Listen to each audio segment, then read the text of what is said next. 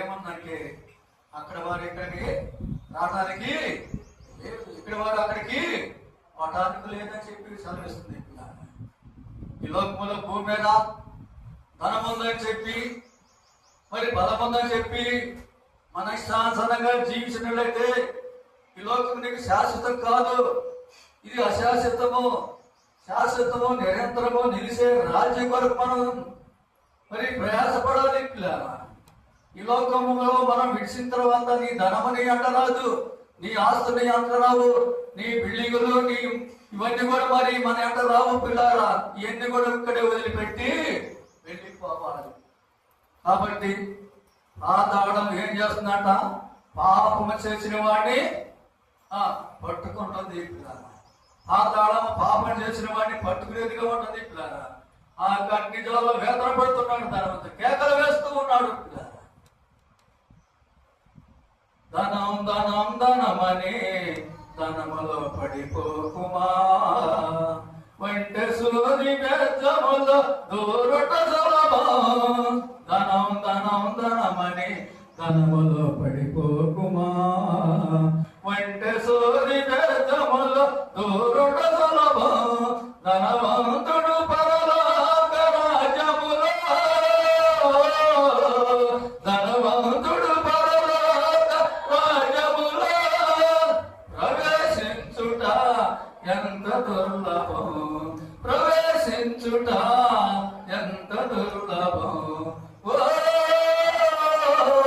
మానవుడా, పాపమనే విషమున్నది లోకములో,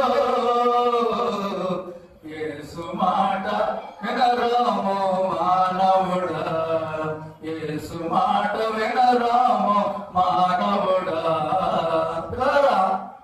ఈ లోకంలో ధనవాను దిక్కులేని వారిని చూడడు, ఎదురాల వారిని చూడడు, మరి లేక చచ్చిపోయే వారి కోసం చూడడు. ఎందుకంటే వాడు ధనమే వాడి మీద వాడి నమ్మకం, ధన మీద ఈ లోకం మరి మనకి ఇదే శాశ్వతమైనట్టుగా జీవిస్తూ ఉంటాడు. కాబట్టి ఈ ధనవంతుడు ఏమైపోయాడు? పాతాళంలో కేకలు వేస్తున్నాడు, అగ్నిలో కాలుతూ ఉంది. అయితే అలాంటప్పుడు ఆ లాజరుని పిలుస్తూ ఉన్నాడు, కేక వేస్తున్నాడు. అక్కడికి వెళ్ళి జ్ఞాపకం చేసుకున్నాడు. ఈ భూమి మీద ఉన్నప్పుడు జ్ఞాపకం చేసుకున్నవాడు కాదు. అంతేకాదు, ఇంకేమంటాడు చదువు చూడండి. ఏపు గ్రంథంలోని 24 అధ్యాయము 14 చూడండి. ఏపు గ్రంథం 24:19 చూడండి. 24 అధ్యాయము 19. ఆ అనావృష్టి చేతను వృష్ణము చేతను మంచి నీళ్లు ఎగిసిపోనట్లు పాతాళము పాపము చేసిన వాడు ఏమని చేస్తుందంట? పట్టుకుంటుంది. పాపం చేసేవాడు, పాపం చేసేవాళ్ళు ఎవరైనా సరే మమ్మల్ని ఎవరు చూడటం లేదే, ఎవరికి తెలియదులే అనుకుంటున్నారేమో సుమా. ఒక దినాన నేను పట్టిస్తుంది నీ పాపము. నీ పాపం నేను పట్టించేదిగా ఉంటుంది, నీ పాపం నేను నాశనం చేసేదిగా ఉంటుంది. అనావృష్టి చేతను అనావృష్టి చేతను ఉష్ణము చేతను మంచు నీళ్ళు ఎగిరిపోకున్నట్లుగా పాతాళము పాపం చేసిన వారిని పట్టుకుంటుంది.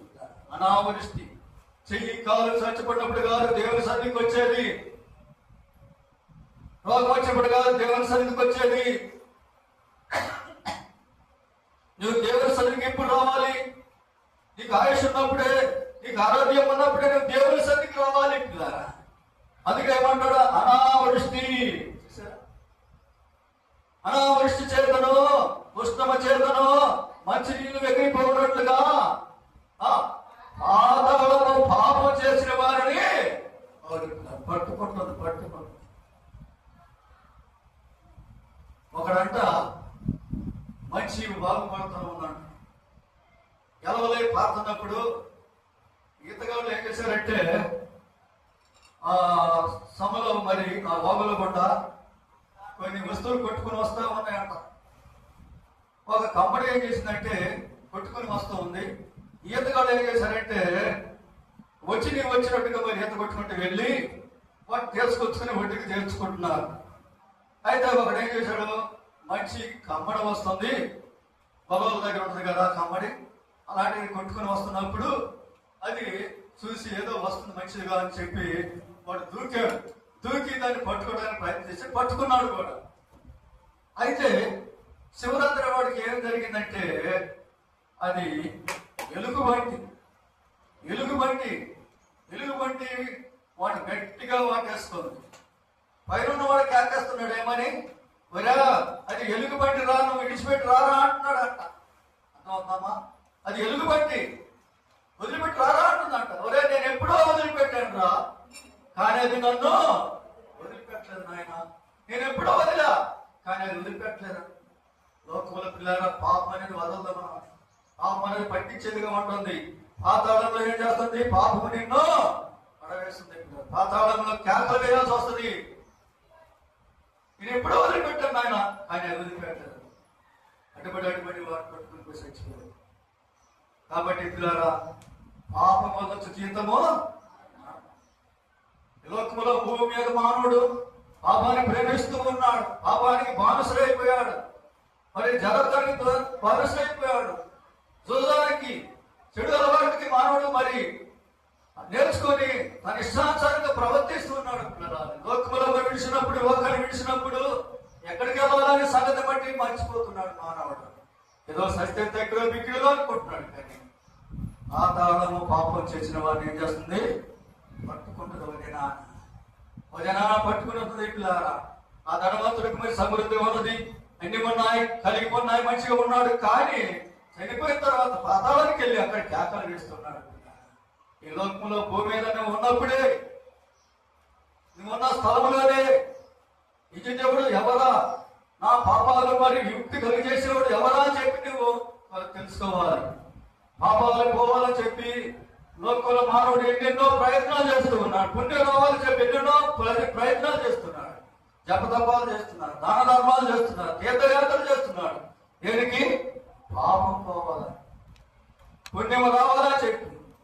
దుష్టులను దేవుని మనసు జనులందరూ పాతాళంలోకి దిగిపోతారు. పాతాళం నేను పట్టుకునేది ఉంటుంది. పాతాళంలో మరి ఆ పాపం నేను పట్టుకునేది ఉంటుంది. అందుకని ఇంకొకటి అంటాడు, చూద్దాం చూడండి. అదే ఏప్రిల్ 21 అధ్యాయము 13 చూడండి. 21 అధ్యాయం 13 వస్తుంది.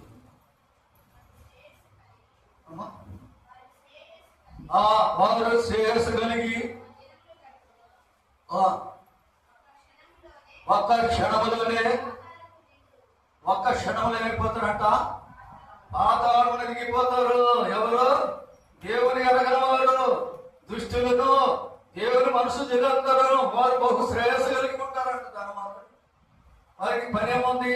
తింటమో, త్రాగటం, పండుకోవటం, లేవటం, అదే శ్రేయస్సు కలిగి జీవిస్తూ ఉంటాడు. ఆ సన్నప్రాణ వస్త్రాలు ధరించుకున్నవాడు ఏమైపోయాడు? శ్రేయస్సు కలిగి భూమి మీద. నేను ఎక్కడికి వెళ్ళాడు? పాతాళానికి వెళ్ళాడు. పాతాళం అని పట్టుకుంది పిల్లగా. పాతాళంలో కేక వేస్తున్నాడు పిల్లగా. కానీ పాతాళంలో వారికి మరణం కాపరిగా ఉంటుందంట. కాపరిగా ఉంటుంది పిల్లగా. అంతేకాదు ఏప్రిల్ 7వ అధ్యాయము 9వ వచనం. ఏప్రిల్ 7వ అధ్యాయం 9వ వచనం.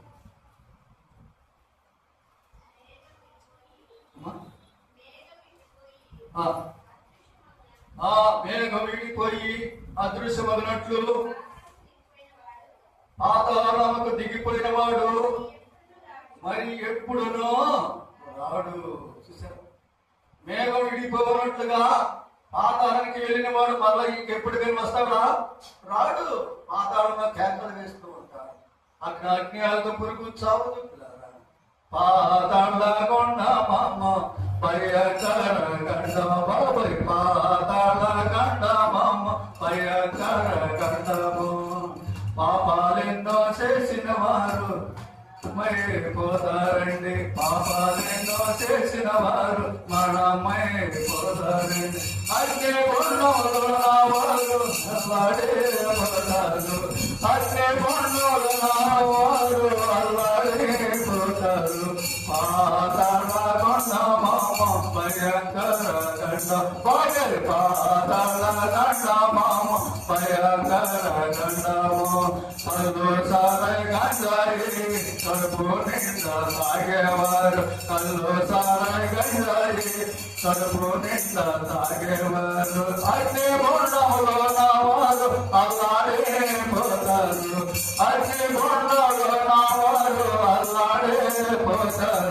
పాతాళ కొండమామ భయంకర గండం బాబాయ్ పాతాళ కొండమామ భయంకర గండము. పాతాళ కొండంలో తప్పించుకోలేడు. ఈ లోకములో భూమి మీద ఏదైనా తప్పించుకుంటావేమో కానీ ఈ లోకం విడిచిన తర్వాత మీరు ఎక్కడికి వెళ్ళాలనే సంగతిని తెలుసుకోవాలి. ఈ భూమి మీద భూములు నీ ఊపిరి ఉన్నప్పుడే ప్రాణబోధం ఉంది. ఆ ధనవంతుడు ఒకడు అనుకుంటూ ఉన్నాడు, అనేక సంవత్సరములకు విస్తారమైన ఆస్తి సంపదపడి ఉంది. ఏమనుకుంటున్నాడు? తిను త్రాగు సంతోషించమని చెప్పుకున్నాడు, తన ప్రాణంతో చెప్పుకుంటున్నాడు. అయితే ఆ ధనవంతుడికి సమృద్ధిగా పంట వచ్చినది. కొట్లో పాదైన కూడా పగలబట్టించి కొత్తవాటిని కట్టించి అందులో ధాన్యం నింపుకోవాలని చెప్పి ఆలోచన కలిగి ఉన్నాడు. ఈ లోకంలో కూడా ధనవంతుడు మరి ప్రయత్నం చేస్తున్నాడు. కానీ ఈ లోకంలో నీ పాపలో ఉండి నువ్వు చనిపోతే నీ ధనముని అంటరాదు, నీ ఆస్తుని అంటరాదు, నీ బిడ్డని అంటరాడు, నీ భార్యని అంటరాదు. ఎవరు కారే చాపకుండా వెళ్ళిపోవాలి. అలాంటి స్థితి రాబోతుంది. లోకం అంతం కాబోతుంది. ఏ క్షణం జరుగుతుందో మనకు తెలియదు. మనం రెండు వాళ్ళని జ్ఞాపకం చేసుకుందాం. కాబట్టి రాత్రికి మధ్యాహ్నం కలుస్తాము. ఈ లోకంలో క్షేస్ కలిగి ఉంటున్నావేమో, అయినా లోకం మంచిది మరే. కానీ ఒక దినాన మనుషులందరూ పాపం చేసిన వల్ల మనుషులందరికీ ఏమొస్తుంది? మరణం మరణం మరణం. ఏ భేదము లేదు. అందరూ పాపం చేసి దేవుడు అనుగ్రహించిన మహిమను పొందలేకపోతున్నారు. నీ పాపాలను విడుదల కావాలంటే, నీ పాపాలను రక్షించబడాలంటే ప్రభువే నిజమైన దేవుడు, లోక రక్షకుడు. ఒక ధనవంతుడు మరి ఆస్తి ఉన్నాయి, అంతస్తులు ఉన్నాయి, ఉద్యోగం ఉంది. కానీ యేసు ఎవరో చూడాలని ఒక ఆశ కలిగి ఉన్నాడు. ఆయన పట్టివాడు ఉన్నందున చూడలేకపోయాడు. మెడి చెట్టు మీద కూర్చున్నాడు. ఆ ప్రభు చూశాడు. ఎక్కడైనా తరగతిగా ఉన్నప్పుడు వెంటనే దిగాడు. యేసు ప్రభు అని చేర్చుకున్నాడు.